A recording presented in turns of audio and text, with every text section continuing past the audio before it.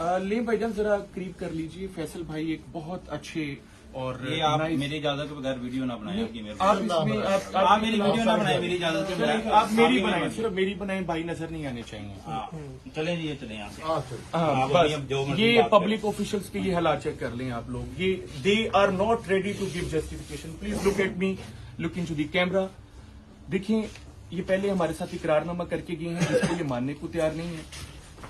हमारे ये बिल्कुल जहां पर मैं बैठा हूं इसके सामने एक पार्क बन रहा है जिसका नक्शा ये है। इस पूरे नक्शे के अंदर कहीं भी मस्जिद या किसी भी किस्म का कोई दरबार मौजूद नहीं है। यहां पर एक बिल्कुल एक कब्जा सिस्टम बनाया जा रहा है कि शादरा मोड़ से जी कोई कब्र आई है, वो यहां पर कब्र आएगी, कब्र के बाद वहां पर मतवल्ली आएंगे, वहां पर दरबार बनेगा, मेला लगेगा, मेले के साथ फिर बेइंतहा किस्म के लोग आएंगे जहां पर पब्लिकली लोगों का रेजिडेंशियल एरिया में रहना मुश्किल हो जाएगा।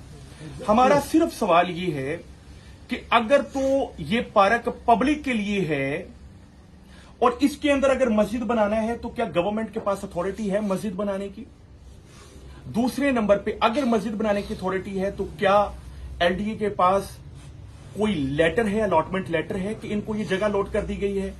और अगर ऑफिशियली ये पूरा जो अप्रूवल हुआ है, ये यहां पर आप इसकी मुख्तलिफ डिटेल्स पढ़ सकते हैं। अब पीएचई की पूरी रिपोर्ट में कमेंट सेक्शन के अंदर मैं डाल देता हूं।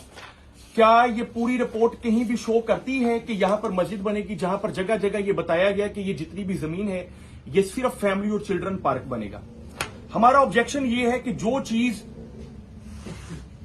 कब्र के सूरत में यहां पर आ रही है वहां पर सिर्फ कब्र नहीं आनी, वहां पर सिर्फ मतवल्ली नहीं आएंगे, वहां पर एक कब्जा होगा एक बड़ी प्रॉपर्टी पर, वहां पर मेले होंगे और यहां पर रेजिडेंशियली लोगों का रहना मुश्किल हो जाएगा। यहां पर जितने भी इलाके के लोग हैं वो यहां पर मौजूद हैं। जरा एक मर्तबा इनको दिखा दें, सब दोस्तों को दिखा दें जो यहां पर मौजूद हैं, जरा स्पीड से दिखाया करें ताकि दोबारा हम बात की गुफ्तगू का आगाज कर सकें। दोबारा आप जरा इधर दिखाइए, ठीक है।